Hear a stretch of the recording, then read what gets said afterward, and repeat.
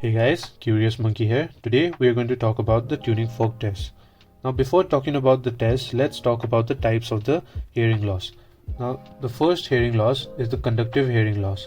What do I mean by conductive hearing loss is, let's say if this is the pinna and this is the external auditory canal and this is the tympanic membrane and these are the ossicles and this is the oval window, right? So any interference of sound in this pathway or any interference or obstruction of sound conduction in this pathway is going to lead to a condition known as conductive hearing loss. Okay, and the second condition is known as sensory neural hearing loss. So what is this sensory neural hearing loss? As we know, the oval window is connected to the cochlea and then the cochlea is connected to the neuron, that is the 8th cranial nerve, right? So any defect in the cochlea or the neuron, right, the 8th cranial nerve, is going to lead to a condition known as the sensory neural hearing loss. Now the combination of these two hearing losses, like the conductive hearing loss and the sensory neural hearing loss, is going to lead to another third type of hearing loss known as the mixed hearing loss. Okay, it's called the mixed hearing loss. Now these are the types of hearing loss. Now how do we assess these hearing loss? Right, assessment of these hearing loss is by a series of tests or tests that are called the tuning fork test, right? The tuning fork test. Now the tuning fork test is going to have like 4 main topics, that is the Rinne's test, the Weber's test, the Schwabach test, and the modified Schwabach test, that is the absolute bone conduction test, right? So let's first talk about the Rinne's test. Now before talking about the Rinne's test, let's talk about the tuning fork, which is the key instrument which we use for any of the tuning fork tests, right? They are 128, 256, 512 and 1024 hertz of frequency, right? They produce this frequency. So out of these 4, if you had to choose only one tuning fork, which one would it be? It would be the 512 hertz. Why is this? It's because that any frequency lower than 512 would produce a bony vibration sensation. Okay, it will give you a bony vibration sensation. Now why not the higher one? So any higher frequency more than 512 would produce a shorter decay time. That means the vibration of the tuning fork, right, the frequency production will die off really soon, so you don't want that. So that's why we choose ideally the 512. And now from the free end, right, the free end is these ones. So from the free end, like 1/3 distance of from the free end, so we hit the tuning fork at this region. Why? It's because so that no overtunes are produced. So this leads to no production of the overtune, so we hit it on this area. Now moving on to the test, let's first talk about the Rinne's test, right? So there is something known as the air conduction and the bone conduction. Now the air conduction, as you see, the air conduction is like this. From the, if this is the pinna and this is the external auditory canal, right, and this is the tympanic membrane and these are the ossicles again, this is the oval window. So anything to do with the external auditory canal to the oval window, like the conduction of sound from the external auditory canal to the oval window, is your air conduction. Whereas in bone conduction, as the name suggests, it is conduction from the bone, right? The sound is conducting from the bone. So if we place the tuning fork on the mastoid, if this is the mastoid and this is the tuning fork, right, we're placing on the mastoid, and because of this there is vibration and the sound is getting conducted, right, and it reaches the cochlea, from where it goes to the nerves and sends the signal to the brain, right? So this is your bone conduction. Sorry. Now your air conduction is going to test all of your conductive as well as sensory neural pathway, right? But your bone conduction is only going to test your sensory neural pathway. Okay, so keep that in mind. Now let's talk about the results, and the procedure. So what we do in Rinne's test is, at first we will do the bone conduction. Okay, we'll ask the patient to tell us when he stops hearing the sound. So when we activate the tuning fork, right, we activate the tuning fork and place it on the mastoid of the patient, and then we ask him to tell us when he stops hearing the sound. after he tells us that he has stopped hearing the sound, we'll place the tuning fork on the lateral side of the external auditory canal and again ask him to tell us that when he stops hearing the sound. So now when he stops hearing the sound on this air conduction in this condition also, so we'll compare both the air conduction and the bone conduction, right? So usually what happens is that the air conduction is usually more than the bone conduction. This signifies that there is positive Rinne's test, right? So when do we see positive Rinne's test is when there is a normal person, normal patient, or there is a sensory neural hearing loss. Now why do we see a positive Rinne's test in sensory neural hearing loss? It's because that even though there is hearing loss, right, there is hearing loss, but it is sensory, so the sensation of both air conduction as well as bone conduction has been decreased. So as both has been decreased, but still the air conduction manages to be more than the bone conduction, right? Both are decreased, but still the air conduction still manages to be more than bone conduction. So that's why there is still Rinne's positive and sensory neural hearing loss. Now let's talk about the another condition, that is the Rinne's negative, right? Rinne's negative is the opposite of this condition, that is bone conduction is more than air conduction, right? So bone conduction is more than air conduction. Where do we find these situations? We find these situations in your conductive hearing loss, or in a case known as your severe sensory neural hearing loss, which is unilateral. Okay, unilateral. So now what is this Rinne's negative test? Now as you see here, it is bone conduction is more than air conduction. Why is it so in cases of conductive hearing loss? Let's see. Now as in conductive hearing loss, right, we see that there is obstruction or any something like interference in the sound transmission in the conductive pathway, right? So there is obstruction, and because of this obstruction there is like no ambient sound, or like there is no sound which is going to be transferred from the like external auditory canal towards the cochlea to perceive the sound, right? So that is why there is decrease in air conduction, whereas in bone conduction what happens is that as there is blockage of these sounds, right, the ambient sound or the surrounding sounds, so the vibration of these bone conduction is heard better because all the other sounds are cancelled out, so the vibration of these bone sounds are heard more. So bone conduction is usually more than air conduction in conductive hearing loss. Now why is this so in a severe unilateral sensory neural hearing loss? Is because now there is a condition known as false negative. Okay, as I said, negative meaning bone conduction is more than air conduction, right? Bone conduction is more than air conduction, but it is false. It should not be there, but it is there. So why is it there in a unilateral severe sensory neural hearing loss? Is because, like, say suppose for an example, if this is a patient who has a right severe sensory neural hearing loss, right, he has a right side defect. Now we do the Rinne's test, we perform the Rinne's test on the right side. We first do the bone conduction, right? So now in this case, as the whole skull is a solid material, right, so the bone conduction is going to conduct it on both the sides, as it is a solid material, so it is going to conduct on the both sides. So now the cochlea on the right side as well as the cochlea on the left side is perceiving the sound, but in this case what happens is that the cochlea on the right side is lost, or like it is not functioning anymore. So but the left side is still hearing the sound, so it perceives the sound and it sends the signal to the brain saying that it still perceives the sound, right? So it is actually fooling the brain because the tuning fork is placed on the right side, right?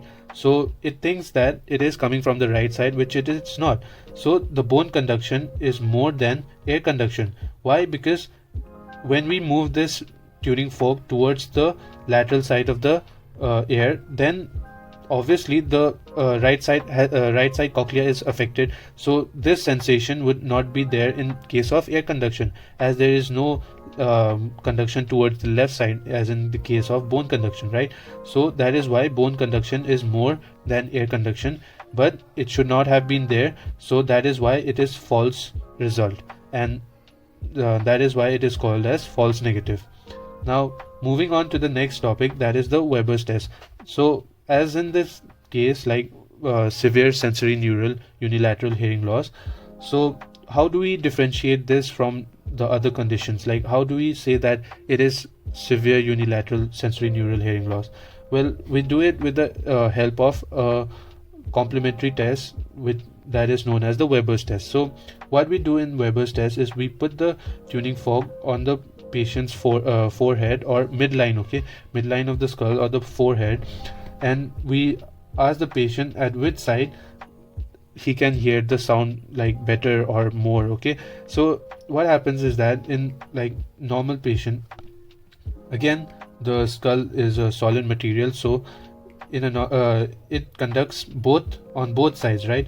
The sound is conducting on both sides. So in a normal patient, he hears the conduction of the bone, like the vibration on both sides, left side as well as the right side, right? So this is the right side in this case and this is the left side, so he hears it on the both sides, right? But in case of sensory neural hearing loss, let's say as in the example of this right unilateral sensory neural hearing loss, right? So as in this case, this right side has been defective, like is defective, the cochlea or the neurons is defective, but the left side is still working, so the bone conduction is heard more on the left side. That means it is lateralized on the left side, right? But then in the cases of conductive hearing loss, right, in the cases of conductive hearing loss where both the cochlea are working, and then it's just that, let's say on the right side again, right, there is an obstruction to the ambient sound or the surrounding sound. So because of this obstruction to the ambient sound or the surrounding sound, the right side is not hearing the surrounding sound, so that means that it can concentrate more on the vibration rather than the surrounding sound. So left side is getting distracted with that, but then the right side is focusing more on the vibration. So this means that the right side will hear better, like the vibration will be heard better on the right side as compared to the left side. So it is, for conductive hearing loss, it is on the worst side or the affected side, worst ear, okay. So you can remember this by a mnemonic known as SOX. SOX meaning S for sensory neural hearing loss, and O is meaning opposite of the affected ear, okay. Opposite of the affected ear. What do I mean by this is, let's say for an example, there is a right sensory neural hearing loss, okay. So if there is a right sensory neural hearing loss, then there will be lateralization to the opposite side, that is the left side. There will be left lateralization, right? So that is what I mean by the opposite side of the affected ear. And now the second one is conductive hearing loss. So conductive hearing loss will be on the same side of the lateralization, will be on the same side of the affected ear. That is, if there is a conductive hearing loss on the left side, then the lateralization of the sound in the Weber's test will be on the same side, that is the left side, okay. So that is your mnemonic. Now moving on to the next topic, that is the absolute bone conduction test, right? So as you can see in this test, there is placing of the tuning fork, right? Tuning fork on the mastoid of the patient. So it is a bone conduction test, and this test is done with the examiner's perspective also, taking into consideration that the examiner's hearing is normal, okay. So what we do is that first we are going to occlude the patient's external auditory canal by pressing on the tragus, okay. Here you can see that the index finger of the examiner is pressing on the tragus so that his external auditory canal is occluded. So we are kind of initiating a conductive hearing loss on the patient, right? So now when the patient is asked to tell us when he stops hearing the vibration or the sound, right, when we place the tuning fork on the mastoid, and as soon as he tells us that he stops hearing it, we will do the same procedure on ourselves as the examiner, and we will see that if the patient is hearing is normal, like same as ours, or it has been shortened. Okay, so in cases there are, in absolute bone conduction there are two results. Okay, normal and shortened. Okay, now normal meaning it is similar with the duration of the bone conduction is similar with the examiner's bone conduction, right? So that is seen in your normal people and conductive hearing loss. So why are the results similar in cases of normal people as well as conductive hearing loss? Well, you see, as I told you, that we are, as the examiner, pressing on the tragus of the patient so that we are occluding the external auditory canal. That means that we are somewhat initiating a conductive hearing loss, right? So even if the patient had a conductive hearing loss, or even if the patient was normal, is a normal patient, we are still inducing this kind of a conductive hearing loss, right? So that is why in both the cases, in normal as well as in patients who are having conductive hearing loss, the result is similar, so we take it as a normal. Okay, now when is the duration shortened in absolute bone conduction test? Well, it is there in sensory neural hearing loss. Now why is this? Is because, let's say this is the cochlea and this is the nerve, right? So the cochlea's function is to sense the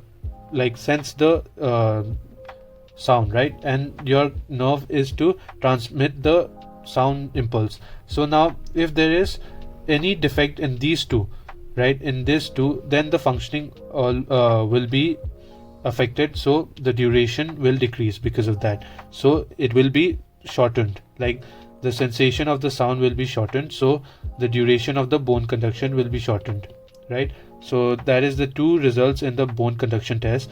Now let's imagine that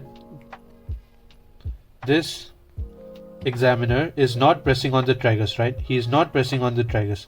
This is not there. So now this is another test known as the Schwabach's test. It is similar to the absolute bone conduction test. It's just that there is no pressing on the tragus or no occlusion of the external auditory canal. Okay, so the same process goes on. So we are going to compare, we as the examiner are going to compare with the patient. Now there are, for the Schwabach's test, right, there are three results. That is, one is prolonged, one is normal, and one is shortened. Now shortened as in the same as absolute bone conduction test for sensory neural hearing loss, as the sensation or the perception of the sound is being decreased, so it is shortened.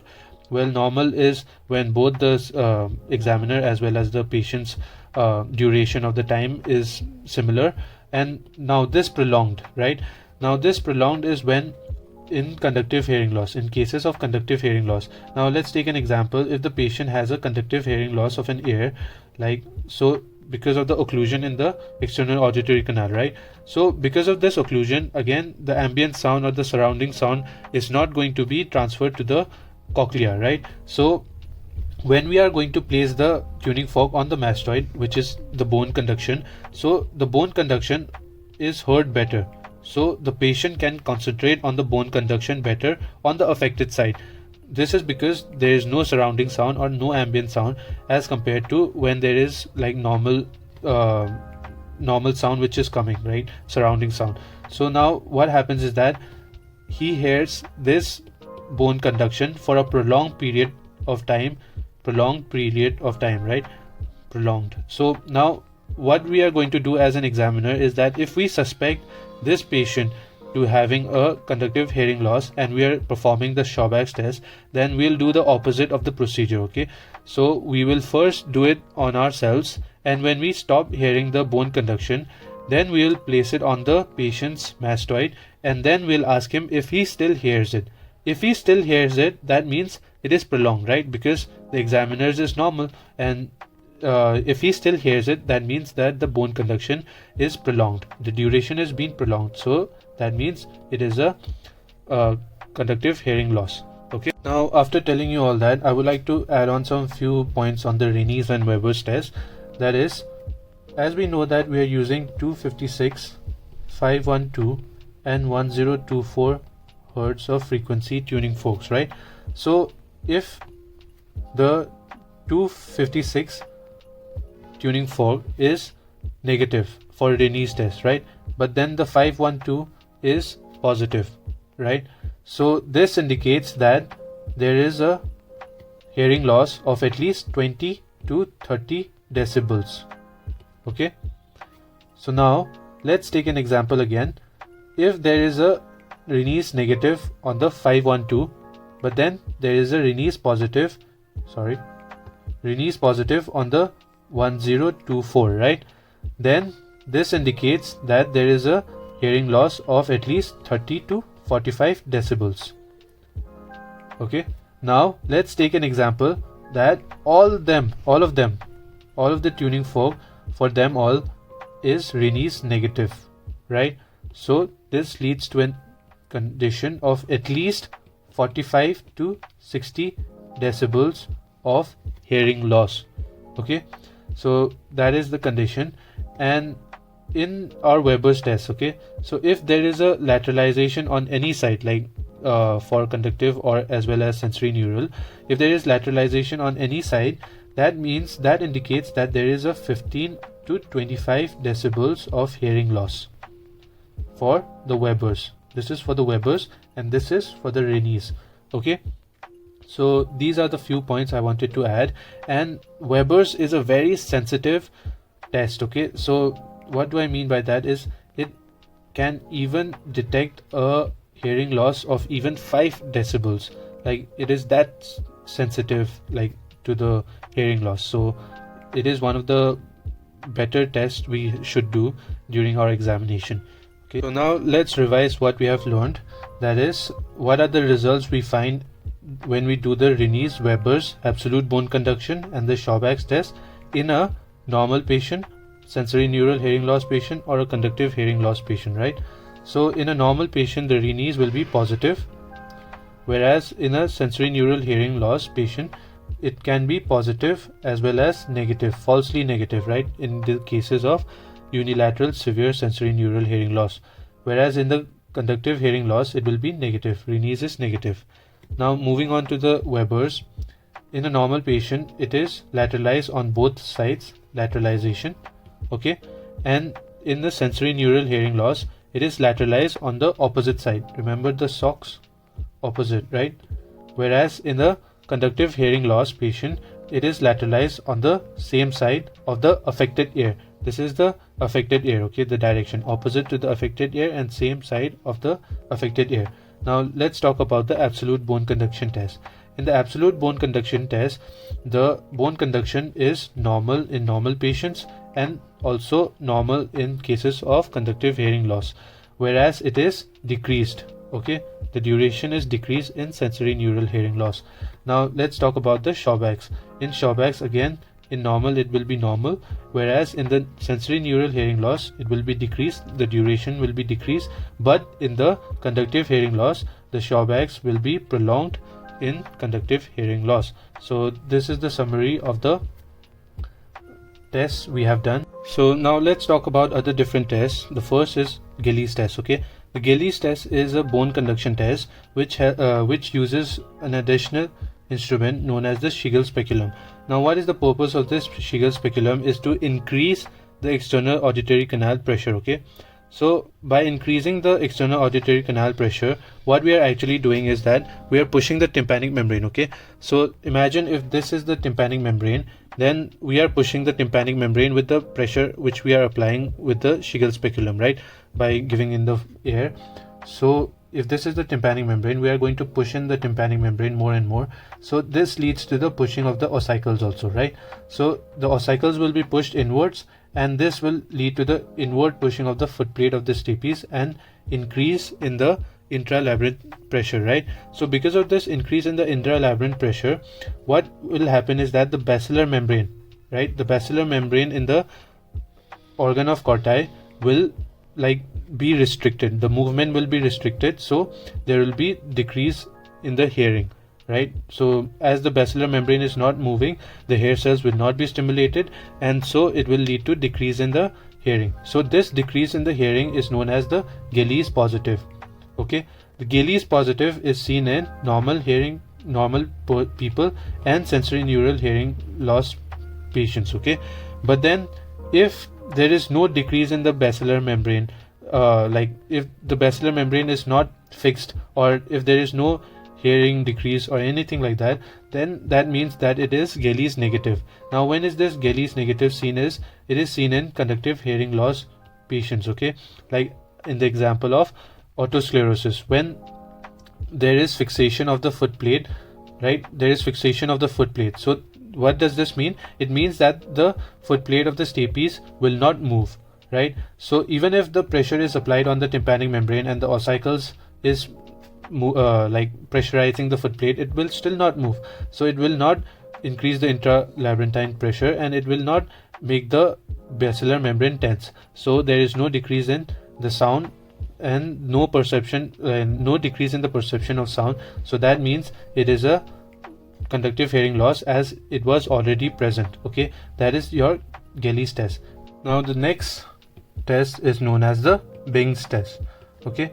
Now the Bing test is again a bone conduction test. What we do here is we put the tuning fork on the mastoid of the patient, and then on that side the tragus is occluded by the examiner, okay, alternatively, like this, like alternatively. So that means that we are again inducing somewhat of a conductive hearing loss when we are occluding it, right? So this means that when there is occlusion of the tragus in a normal patient, or a sensory neural hearing loss patient, when there is occlusion of the tragus, occlusion by the tragus on the external auditory canal, the bone conduction on the mastoid can be heard better or perceived better by the organ of Corti, okay? So this condition is known as the Bing's positive, which is seen in normal or sensory neural hearing loss people, okay? Because it is perceived more as the ambient sound again, or the surrounding sound is being occluded. And now comes the another result, that is the Bing's negative, okay? Bing's negative, as you might have guessed, is seen in conductive hearing loss. Now why is this? Is because even though we are occluding, if it is a case of conductive hearing loss, okay, so even though if we are occluding it alternatively, it does not make a difference. It does not make a difference. Why is that? It's because it has already been occluded by something. Like if there was occlusion in conductive hearing loss, or if there was an obstruction, so it had already been obstructed or occluded by something, the pathway of the sound. So by occlusion of the tragus by the examiner does not make any difference in the Bing's test. So this leads to a Bing's negative. There is that the sound does not increase on occluding the tragus, okay? Now let's talk about the next topic, that is the Stenger's test. Stenger's test is quite an interesting topic. It's because that this test helps us differentiate who is a malingerer and who is a real patient. A malingerer is a patient or a person who tends to claim that he is having a hearing loss or hearing defect, but actually he can hear normally, okay? So that is a malingerer. Now the principle of this test is that if we take two tuning fork of the same frequency, right, and place it with the same distance from both the ears, now placing one of the tuning fork near to one of the ear, right? So if this is the right side and this is the left side, for our example here, we are going to place 8 centimeters more closer to the ear on the right side, the tuning fork, right? So if we place it near to the right side, then only the right side will perceive the sound. So that is the principle of this test. Now what do we do as the procedure? In the procedure, we are going to first blindfold the patient, okay, so that he cannot see what we are doing. And then the next step is, if this is the ears and the malingerer, okay, the malingerer is claiming that he has a right ear defect, right? So now we are going to place the tuning fork with an equal distance, that is 25 centimeter, for example, 25 centimeter from both the ears, right?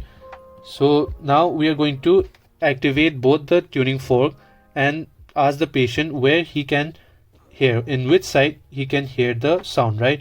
As the patient is a malingerer, he will obviously say that he is only hearing it on the left side, right? So now what we are going to do in the next step is that we are going to place the right tuning fork a little closer, like for the example 8 centimeters closer towards the right side, okay, towards the right side of the patient's ear. Now what we'll do is we'll do the same procedure. We'll activate both the tuning forks and then we'll ask the patient on which side does he hear the sound, right? In a normal patient, what should be the usual case is that the right tuning fork would be heard. Why? Because it is placed closer. But if it is a real conductive or like real hearing loss patient, okay, if it is really a patient with a hearing loss, then he will not hear the right side at all, right tuning fork at all, okay. So he will hear only the left side and he will say that he still hears on the left side. But in a malingerer, as the ear is normal, right, but he claims that it is affected. As it is normal, so let's take this out for easy understanding. As it is normal, he should be hearing on the right side. He will be, okay, he will be hearing on the right side. But he says that he does not hear. He does not hear the sound at all. Why? Because of the right side being closer, he hears that, but he cannot hear the left side. And because he cannot say that he hears on the right side, otherwise he will be caught. So he says that he does not hear any sound at all. So by that way, we can catch a malingerer, okay. So that is the last topic for today, and I hope you understand this, and thank you for your time. Have a good day.